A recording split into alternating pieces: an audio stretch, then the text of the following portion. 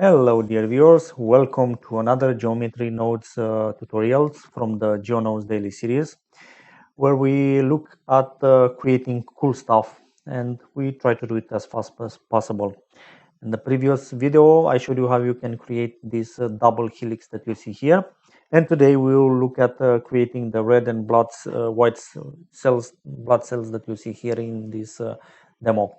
For the material video, check out the link in the description during this video, or the one in the description of the video, because today we'll take care of these 5 points that you see here: creating the blood cells, red and white, instancing them, animating them, and then we will see the full setup. Before we start, I want to give you a big thank you for supporting this channel. I thank you, all of you, for purchasing the project files from Gumroad and for subscribing, commenting, and liking the videos. These are really helping this channel to grow. So thank you very much for doing that. Now back to the tutorial. This is where we left off. We created this double helix, and now we are going to take care of the other part. So let me mute this one and push this one down, and we will start with the red cell. And doing a little bit of research, I saw that it has a kind of have a shape like this, a little bit of like a donutty, and has a size that it goes like this, a dip here. So this is what we will try to create first, this red blood cell. So let's do that. I'm gonna start with an icosphere because I want to get a donut shape. So let me plug this one here. So now we get this icosphere. So let's push it a little bit here, because we will do some stuff. First of all, we need a little bit of geometry, and once we did that, what exactly we want to do? We want to shape it. So let me close this one to have a little bit more room. Let's add a set position and plug this one here. So how do we want to distort this? Well, we want to play with the position of it a little bit, and let's take one of the axes. So let's separate X, Y, Z, connect these two values and move it here. And now I want to play with the position of this. So let's add a vector math. I'm gonna switch this one to multiply and take the original position from here, and then we will combine this, plug this one here, switch this one to 1, and then we'll play with the values from here. So let's take the Z from here, and that's gonna go into the position here. And now we get this thing going on. That's okay, we will fix it.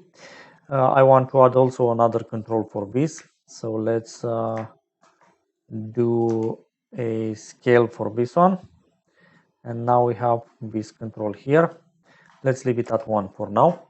We will play with it later. So let's see how we can sculpt this shape. Okay, now this value from Z, it's from -1 to 1, because from minus 0.5 to 0.5, because this is having a radius of 1. So let me take this value and pass it through a map range, and let's say we will ignore the -1 part. We kind of want to leave it alone because this shape should be something like this, a little bit on the concave side. You will see how it's gonna work. So let's play a little bit with these values.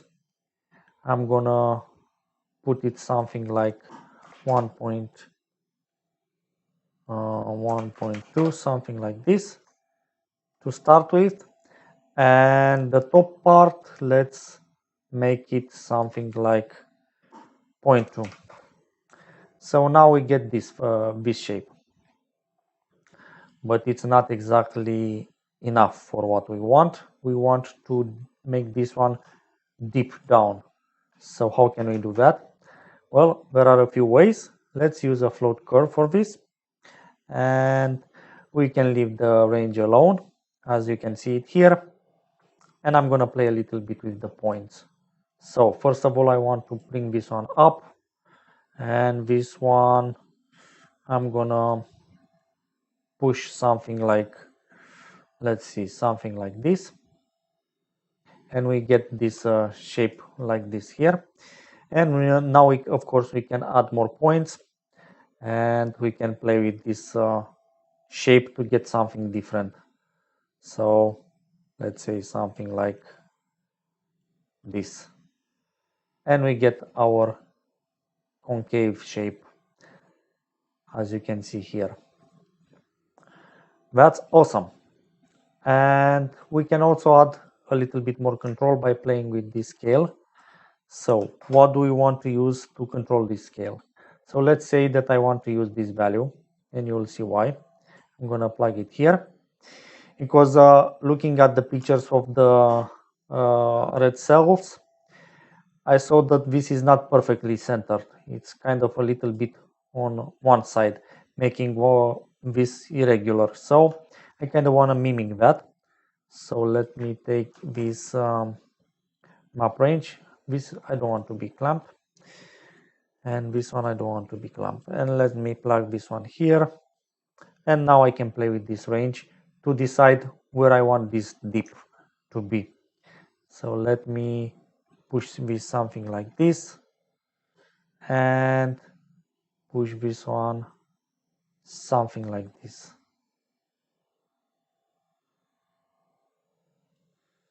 And maybe this one, leave it at 1. So now what I accomplished, if we look from the top, without this one, if we leave this one at 1, it looks like this. But with this one, we offset it a little bit. And we can play with this even more. So let's say that I want to elongate the shape a little bit after doing this. So I'm gonna take a transform, plug it here, and just play a little bit with these values, something like this. So now we can have something that looks like that. Okay, that's gonna be our red cell. Let me do a frame for this one and change the color of this one to be something lighter. Excellent. And of course, I want to save this file. Now moving on to the white cell.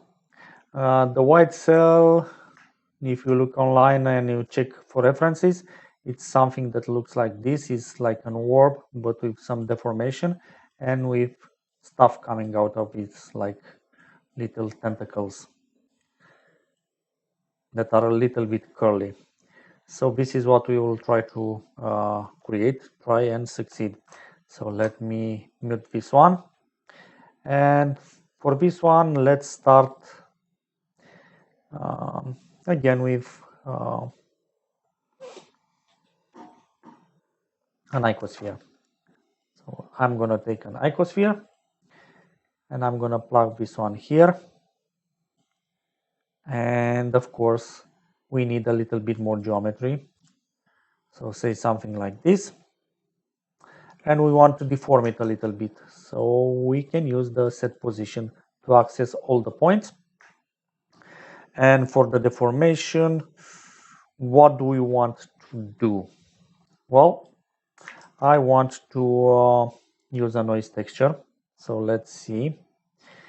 And I want to use this noise texture to affect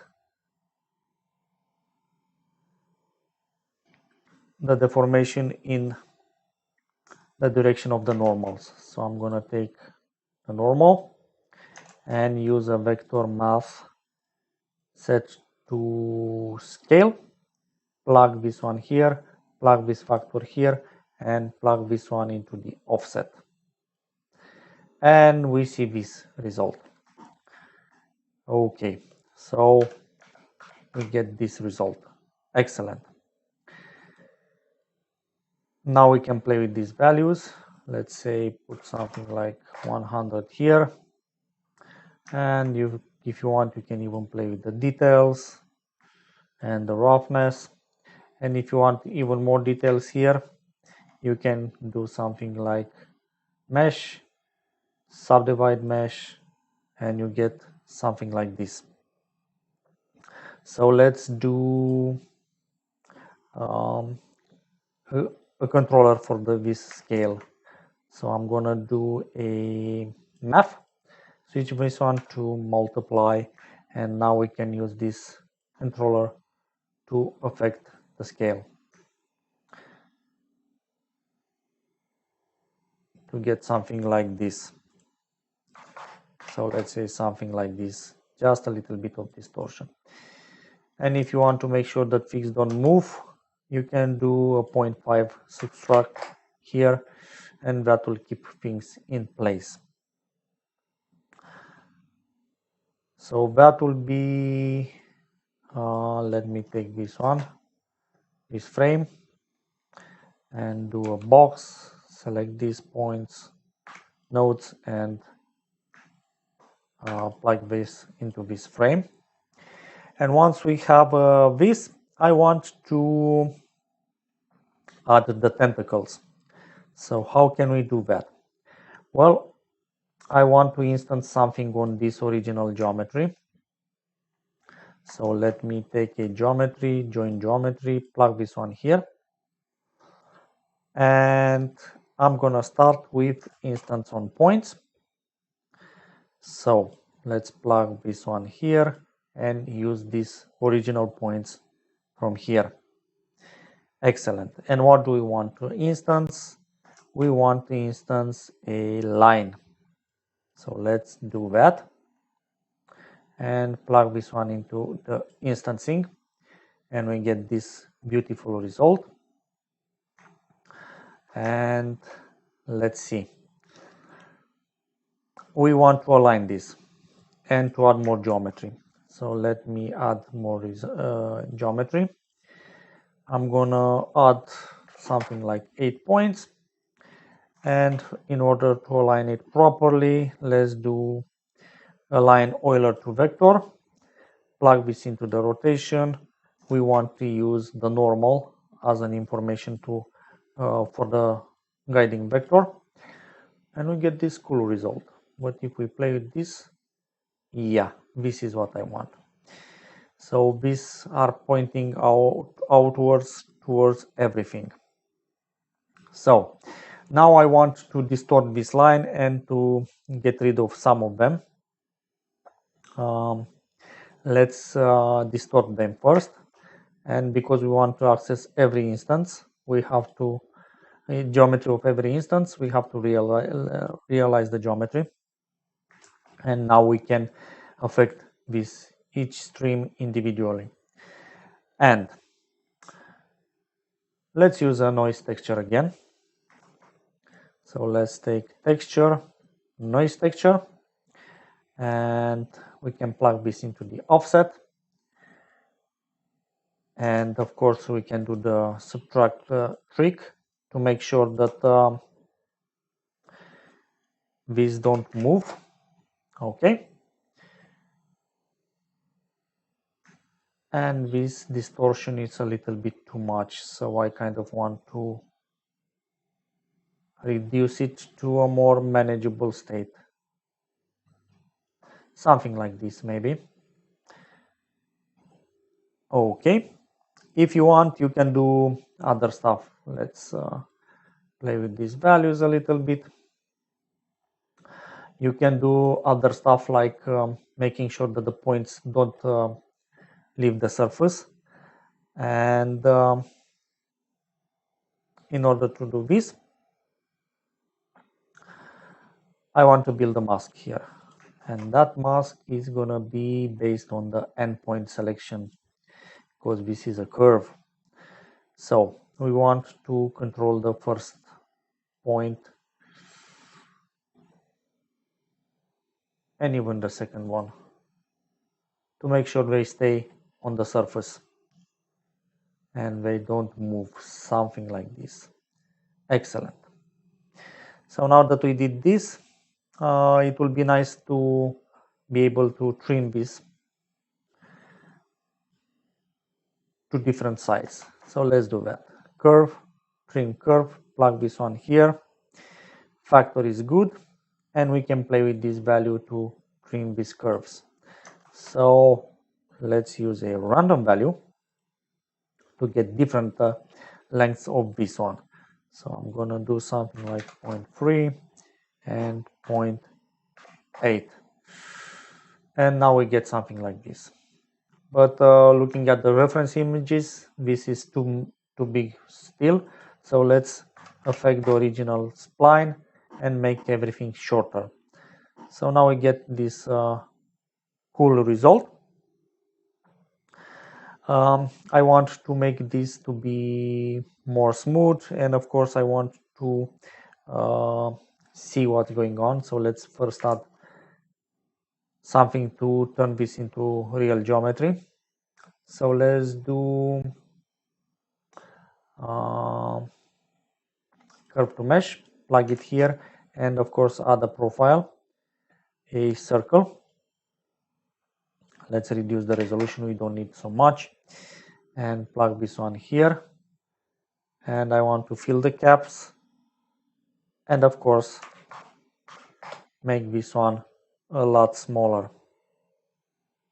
So now we have some geometry to look at, and there is some things that I want to do. Let's first get rid of some of these points because we have too many, and for that we can use a delete geometry node. So let's plug this one here and build a mask to decide what we want to see. And for this mask I'm gonna use another noise texture. You can use a boolean value, but a random boolean, but I'm gonna use a noise texture because I want to get if we simply use a random value and we switch this one to boolean and we plug it here, we get an uniform distribution of sorts that I don't really like. So I want to play a little bit with this and use a noise texture. So now that we plug this noise texture, let's do a compare. Plug this one here into the selection, and I'm going to switch this one to less than. Use the factor from here and play a little bit with this value.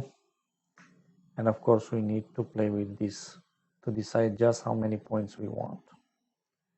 So let's do something like this. Okay, I'm gonna play with the scale.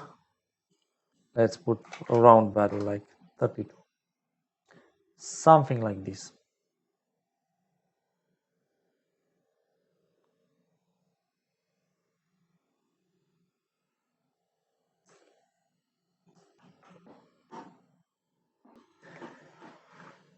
Now I wanna play a little bit with the smoothness of this because it's kind of not exactly what I want. Is too jagged. I want to change this spline type to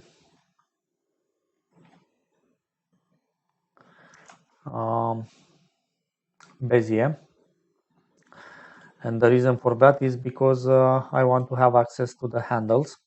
So let me do curve, set handle type, and do something like this. And as you can see, things are now nice and smooth. Excellent. You may have noticed that things are floating in the air, and that's not exactly looking good. So let's see what's responsible for this this outcome? Well, if we start to look starting from here, mute the nodes, we see this is the problem. So let's switch this on to spline, and immediately this is looking much better, as you can see here, because instead of deleting points, we are actually deleting splines. So we kind of managed to fix this problem in a way. So the problem still persists, and we see some splines floating in the mid-air. So let's think about it. Why do we have this problem? Even if we, let's say, mute this node, we have something floating in the air. So let's see. We took the original geometry. Let's see what's happened if we use the geometry after deformation.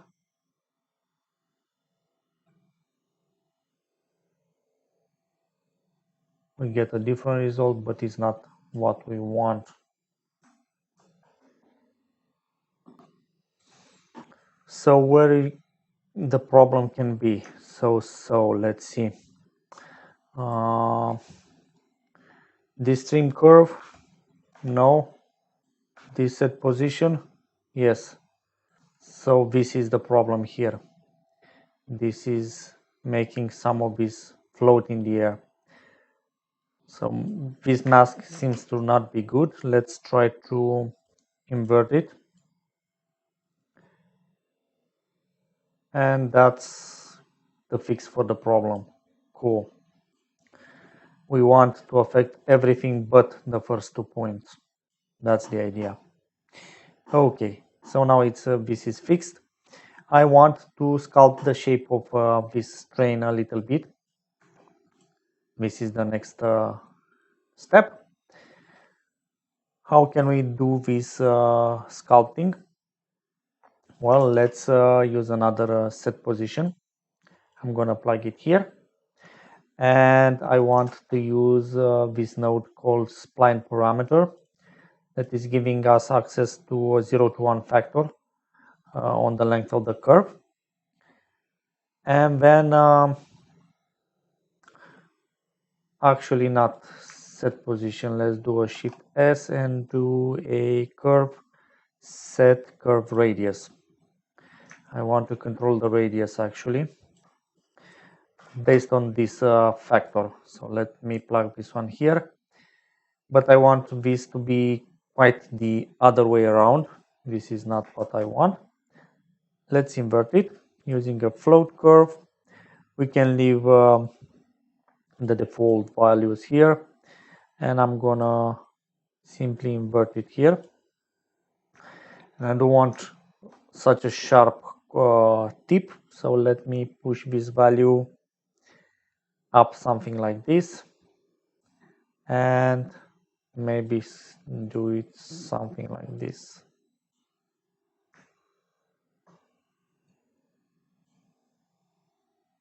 It looks a lot more like what I saw in the reference. And of course, if you want to have bigger values, you can plug a math node, switch it to multiply, and increase this value to your hard content. And that's kind of look like the white cell that I saw in the reference. Quite a bit like it. Let me round this a little bit, and I'm gonna leave it just as it is. Now, in order to move to the next point and instance those blood cells, how are we going to do that? Now we have this and this here. Basically, we want to join this and instance it on something.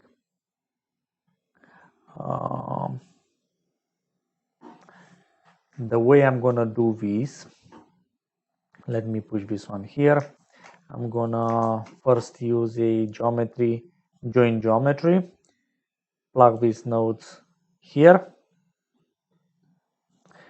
and I'm gonna take a grid and I'm gonna instance the points on that grid. So let me take this one from here, and I'm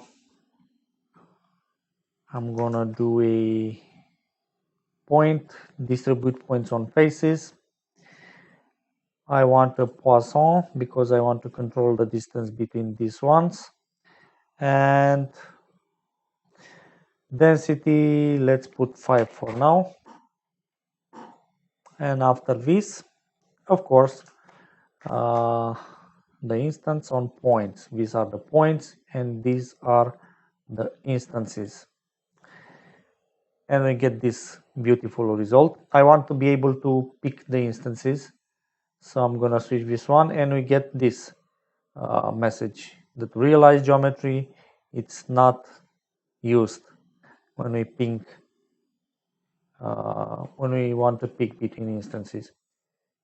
In order to fix that problem, let's do a where is it? Geometry to instance. Yeah, that's the one. And again here, geometry to instance. This gives us the ability to choose between these two values. Let's increase the size of this grid like quite a bit, something like this. And now let's start to play. First of all, I want to distance this a little bit, something like this maybe. And once I instanced, I want to play with the scale here and do a random thing. Let me plug this one to the scale, and let's say from 0.1 to 0.2. I want this to be quite small. Excellent. I also want to do a variation on the rotation. So let me duplicate this node, switch to vector, plug it into the rotation, and do for now minus 360 degrees to 360 degrees. That would be tau in radians. Excellent. And how can we control the number of cells, the proportion between them? We have this pink instance and we have this output for the instance index. And the way I want to do this, let me take a random value and switch it to integer and plug it into the instance. And if we put this one to 1, the first index is from the first geometry and the second from the second one. But how can we control the number? Well, let's use another Boolean random value. Switch this one to Boolean, and that's going to give us a random output of 0 and 1. And let's plug this one here. And now by playing with this factor, we can decide just how many of the second instance, meaning the white cell, we will instance. So this nice setup, it's giving us this awesome thing. I want to push this one up. So how can we do this? Well, after this instance on points, let me take a frame for this. Okay, let's do a translation of these instances. So let's do instance, translate instances, plug this one here. And we can now play with the translation by using again a random value. Let's switch this one to vector, plug it into the translation, and now we have something to control how we want this to be spread any way we want. So that will conclude the instancing part. Now let's do some animation. And what exactly do I want to animate? I want to animate the way the instances are rotating, and I want to animate this cloud growing.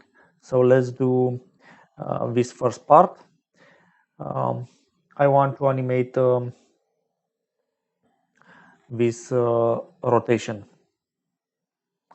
We have this value here that is controlling our output, and a nice way to play with this, if we manage to play with this value, we keep the random rotation and we get some animation of the entire thing. And in order to make this an animation, of course, we need the scene time and something to control the speed. So I'm gonna switch this math node to divide and put a value here, some value, and then I'm gonna plug this one into the maximum, and that's gonna give us what you see here. So let's do something like this to move them slower.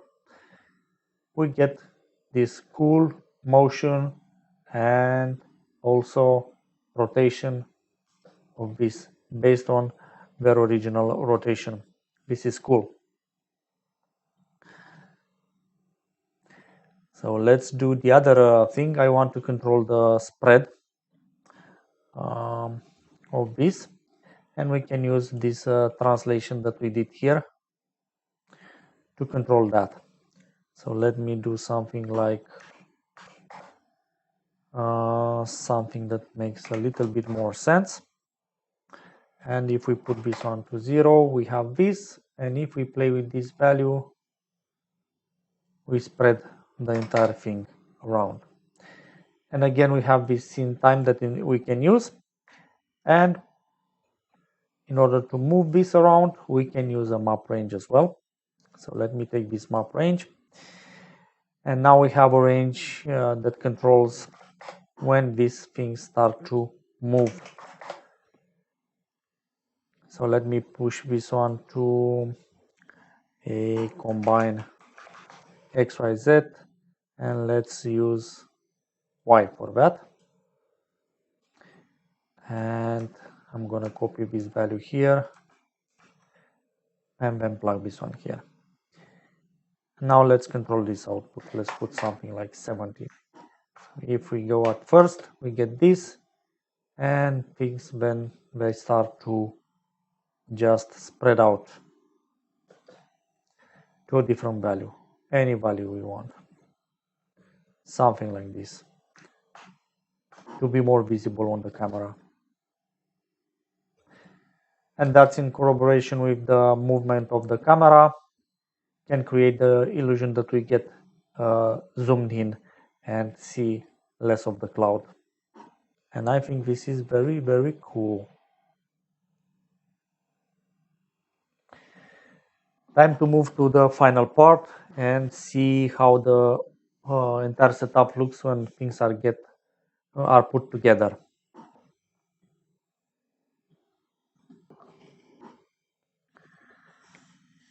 So that will be the finished setup that we see here, with all the values exposed. That allows us to control a lot of parameters, from the double helix to everything else.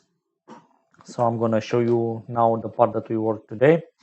This is the setup for the red blood cell, and this is the setup for the white blood cell. Let me make it a little bit bigger so you can see it